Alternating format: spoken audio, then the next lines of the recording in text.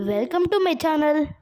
తెలుగు కథలకు స్వాగతం. ఈరోజు మనం చదవబోయే కథ పేరు నిజాయితీ విలువ.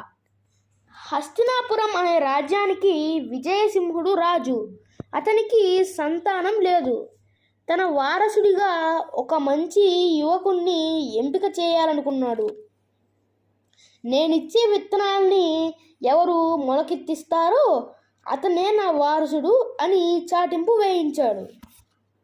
మొక్కల పెంపకంలో బాగా అనుభవం గడించిన యువకుడు దయాకరుడు. అతను కూడా వెళ్ళి విత్తనాలు తెచ్చుకున్నాడు.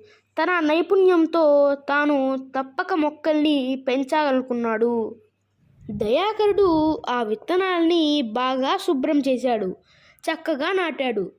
రోజు నీళ్లు పోశాడు, ఎరువులు వేశాడు. అంత శ్రద్ధగా పనిచేసినా అవి మొలకెత్తలేదు. గడువు పూర్తయింది. దయాకరుడు కూడా తన ఖాళీ కుండతో రాజుగారి దగ్గరికి వెళ్ళాడు. ఆ రోజున చాలామంది మొక్కలు తెచ్చి చూపించారు. కానీ దయాకరుడు ఖాళీ కుండ చూపించారు. రాజా, నా విత్తనాలు మొలవలేదు అన్నాడు. రాజు అతన్నే తన వారసుడిగా ప్రకటించాడు.